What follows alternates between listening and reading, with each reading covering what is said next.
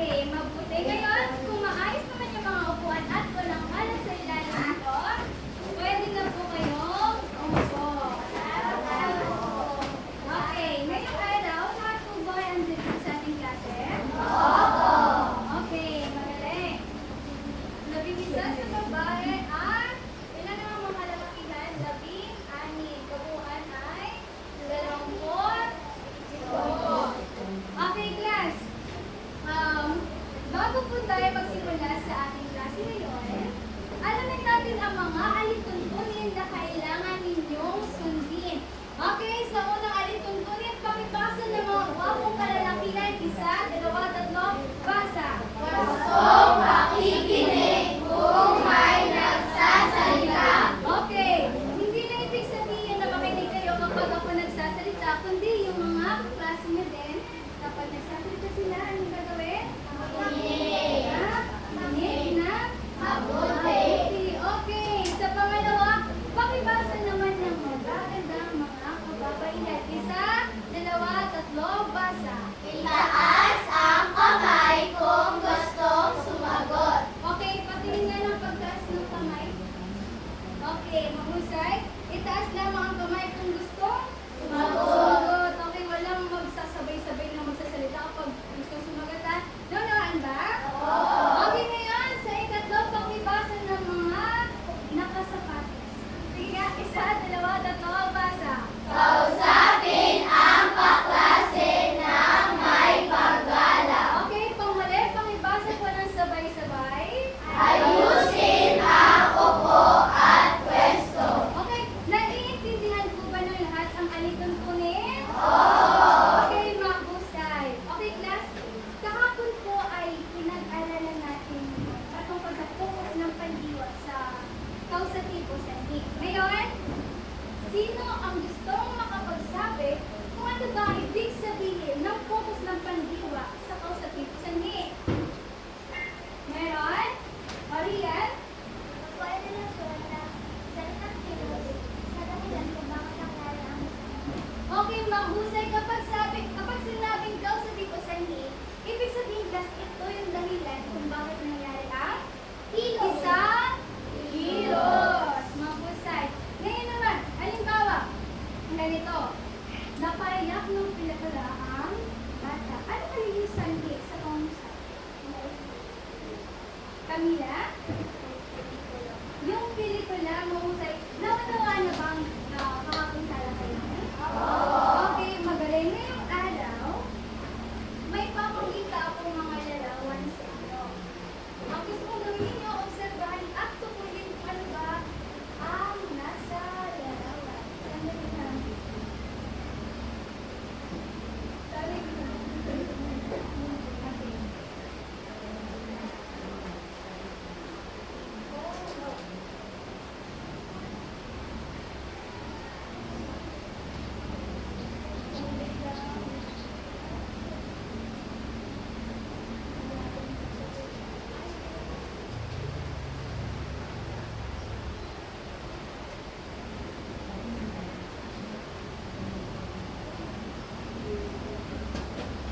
Okay.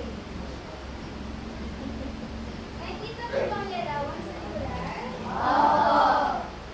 Ngayon, ano napapansin mo? Yes? Okay, tinutulungan. Ano naman yung klaseng pagtulong ginawa ng bata? Jairus? Okay, mahusay, binigyan ng pagkain ng bata ang matanda. Ay, kanino ibinigay ng bata ang pagkain? Sa matanda. Okay, mahusay sa matanda. Ngayon naman sa kalawang larawan, tingnan nga natin. Sana yung gusto.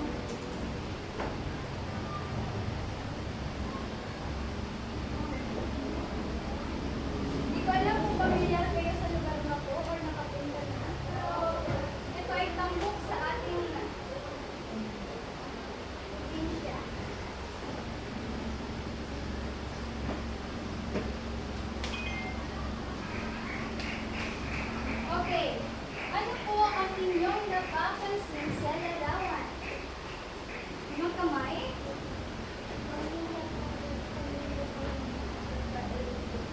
Okay, mahusay. Isang pamilya na bumisita sa El Nido. Ngayon naman, saan pumunta ang pamilya?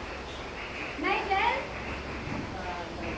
Sa dagat o sa El Nido? Magaling. Yes, kapag tinatanong po ang katanungan na saan o kanino napunta ang ating kilos, ibig sabihin po, may connection siya sa direksyon na ginagawa natin kilos. Kaya ngayong umaga po, ang ating pag-aaralan ay patungkol sa pamibasa ng sabay-sabay.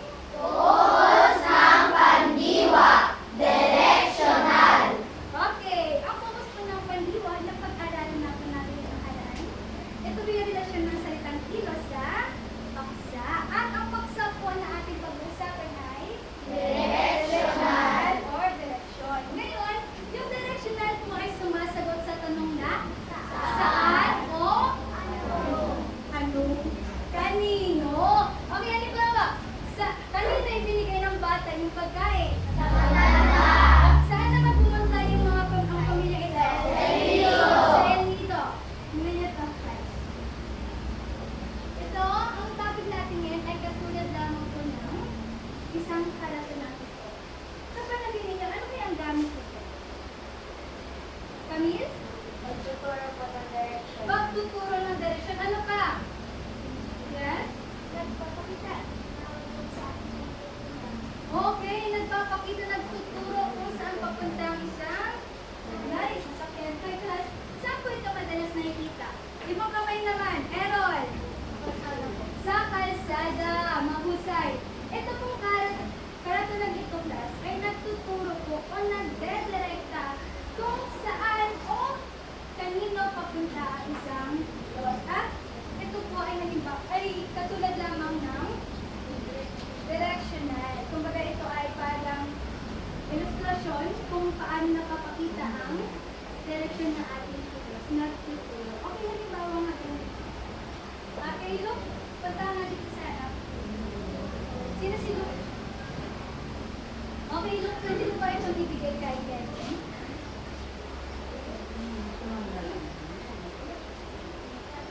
Sige, wala okay ba ako? Sige lang naman. Ngayon, saan pumunta si Luke? Iba naman, si Alexandra. Kay Kevin, ibig sabihin, yung direksyon, yung pagpunta ni Luke, ay, yung direksyon ay kanina? Kevin, ang tawag natin ito? Directional! Ngayon, Kevin, pwede ka bang bumunod dyan? Isa naman sa sobrang. Isa lang ha? Ano ka din, Kevin? Ano pong nabulot ni Si? Okay, ang nabulot ni Kevin na pangalan ay si? Camila. Dahil dyan, Camila, pwede naman akong, ito lang naman, pakibasa lang ito kami dyan. Focus ng pandiwa. Ito ay tumutukoy relasyon o ugnayan ng pandiwa at ng paksa sa loob ng isang pamilya. Okay, maraming salamat kanila. Ito ay napag-aralan natin sa kalaan. Pag sabing focus ng pandiwa class, ito yung relasyon o ugnayan. Halimbawa, ito ang pandiwa, ito ang paksa. Ano ang pagsabing pandiwa muna? Oh, sabay-sabay na naman. Sige, MJ. Salitang kilos o galaw. Okay, salitang kilos o galaw. Ano naman ang paksa? Ito yung pinag-uusapan ng husay. Yung focus ng pandiwa class, ito yung salitang kilos at paksa. At ito yung kanila ugnayan sa isa't isa sa loob ng pangungusap. Okay, pangalawa. Dahil si Camila ang sagot, Camila muna ka ng isa pang pangalan. Camila, sana ako nabunti Camila. Yeah. Okay, si Nigel. Dahil dyan, Nigel, kayo ka nga. Pakibasa nito, Nigel, ng klaro at malakas. Katang mo nito na.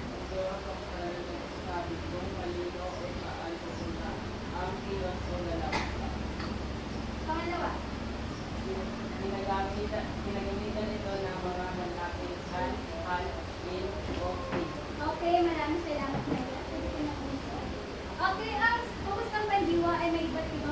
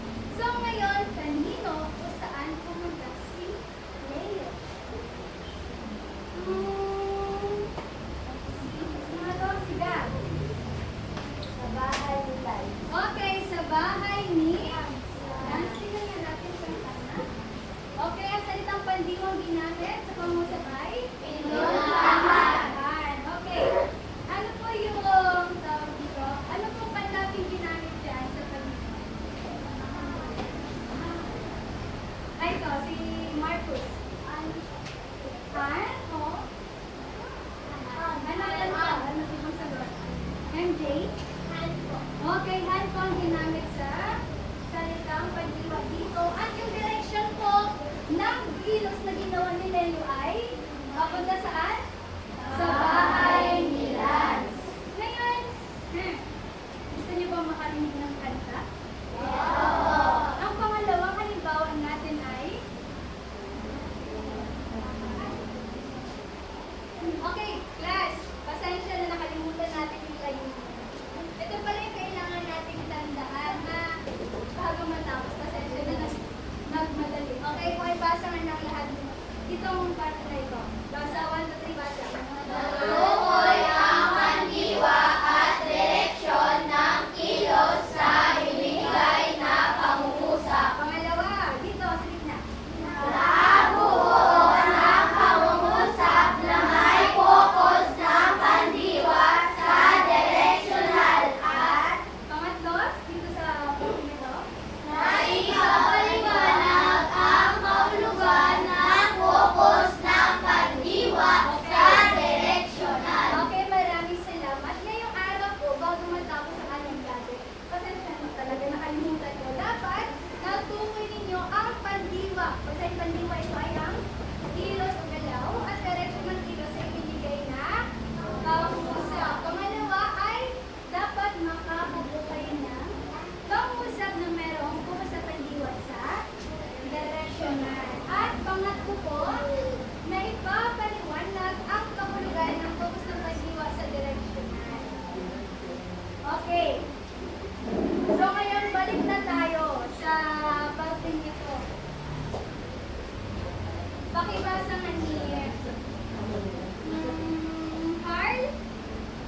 Inantahan ni Teacher Sen ang kanyang mga estudyante. Okay, ang sumunod na halimbawa ay ang pagkanta ni Teacher Zen sa loob ng klase. Gusto niyo ba makarinig ng kanta? Hindi nga. Sige, kakantahan ko kayo. Ngayon, habang kumakanta ko, tukuyin ninyo yung pandiwa at yung directional dito sa pangusap. Okay? Ito ay freestyle lamang. Makinig habang kumakanta si Teacher Zen, ha?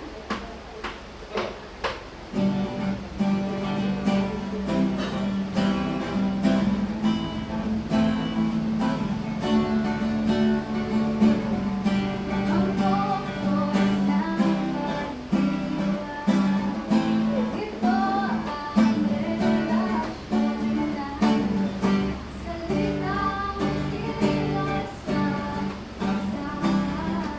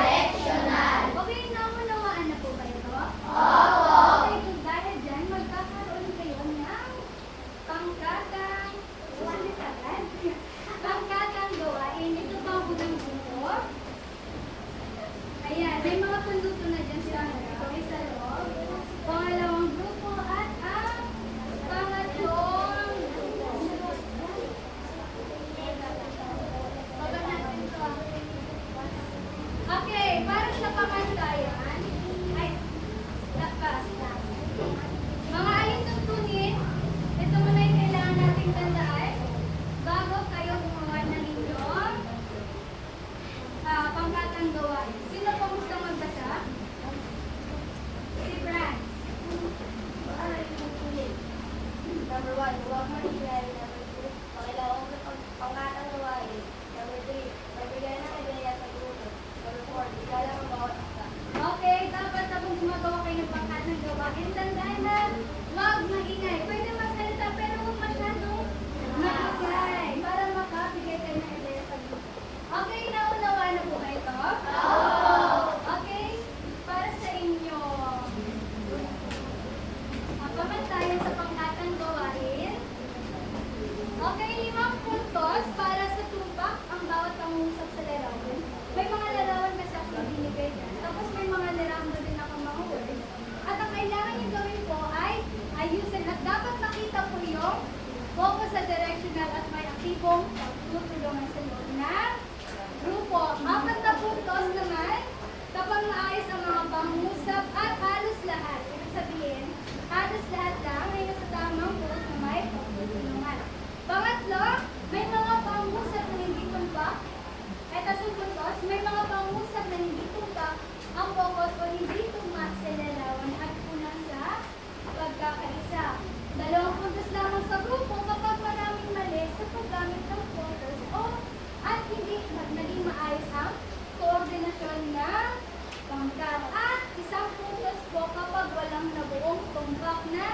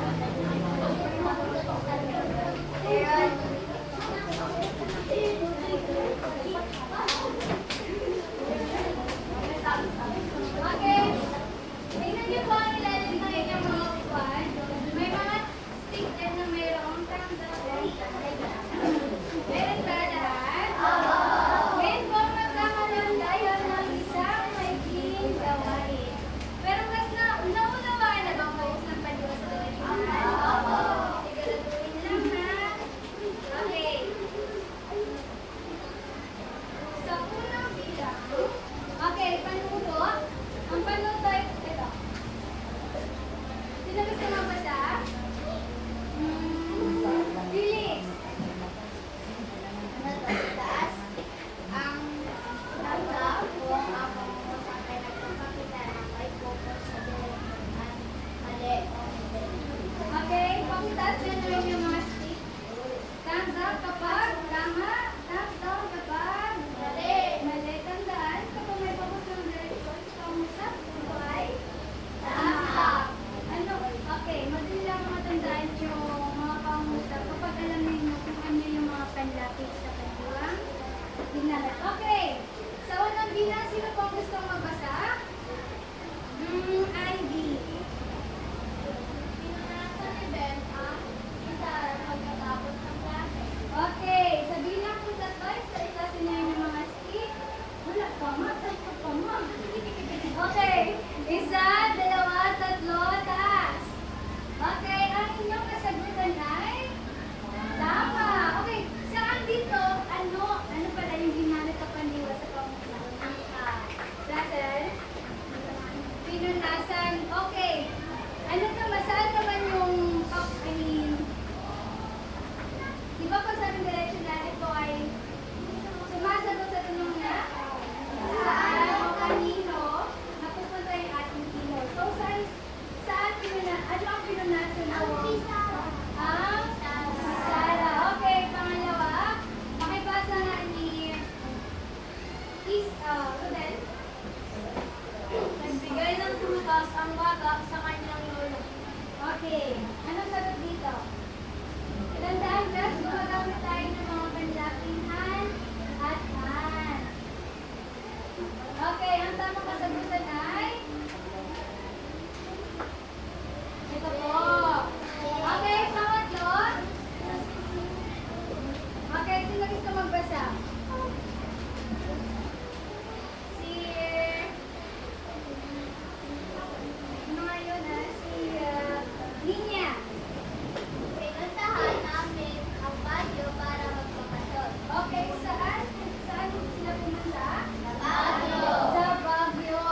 So, ano yung mga kasagutan? Isa, dalawa, tatlo, taas. Okay, ang tamang sagot ay? Thumbs up. Ika-apat naman. Sino gusto magbasa? Si Camille. Pinala ni Lito ang mga libro sa silid aklatan. Okay, ang sagot dito ay? Ang tamang sagot dyan, class? Thumbs down. Thumbs up. Okay, nagkamali na ako ng nilagay dito.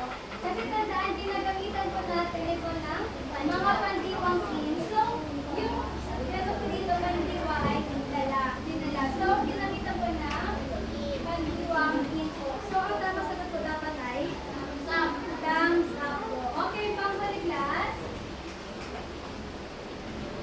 Okay, madali na lang yan. Si Rian.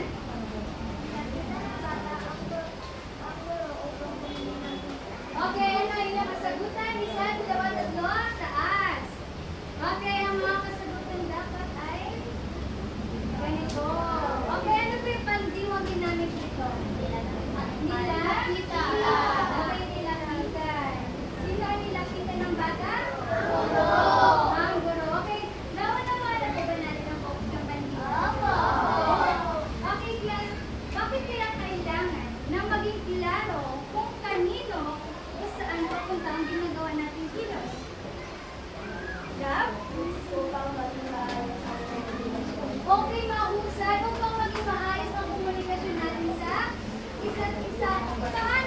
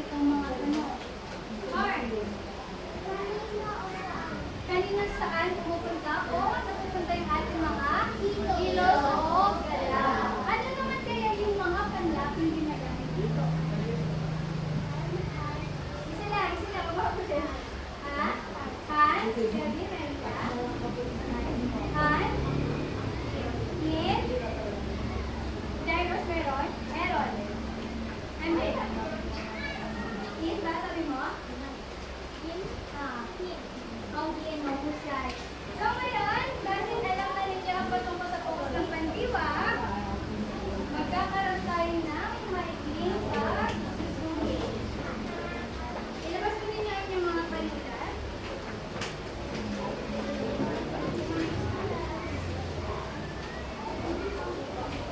Mayroon lamang kayong 5 minuto ha sa pagsasagutin mo.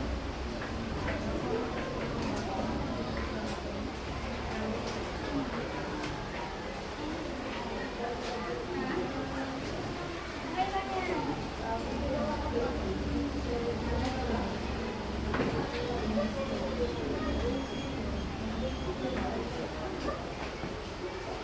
Okay, ang inyong 5 minuto ay magsisimulan.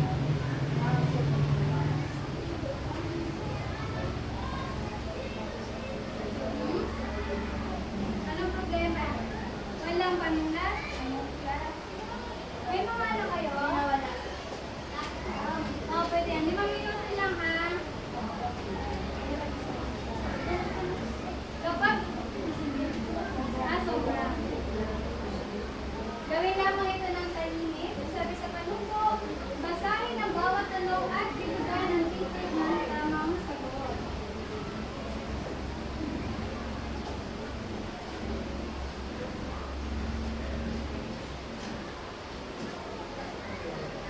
Tatlong minuto. Huwag kalimutan na din ang pangalan mo.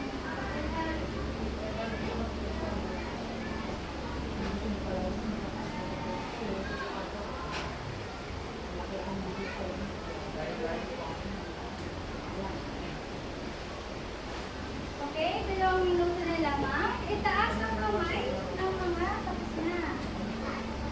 Okay. Nakatay mo na kayo. Para matukoy natin kung sino pa ang hindi.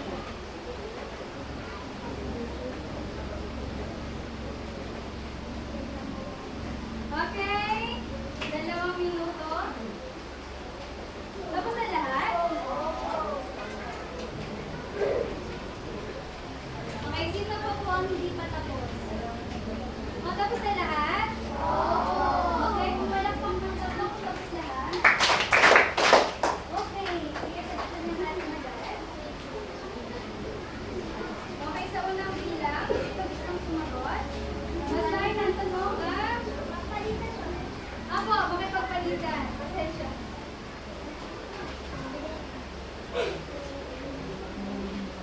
Okay, sino gustong sumagot sa linyang ito? Nadal?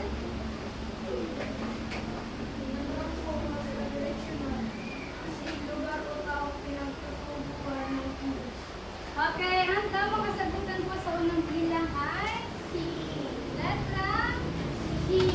Letrang C. Ito na nagsulat. Pangalawa, samahan niyo kung ano. Okay, pangalawa, sa linyang ito, Camila. Alin pang usap ang direktor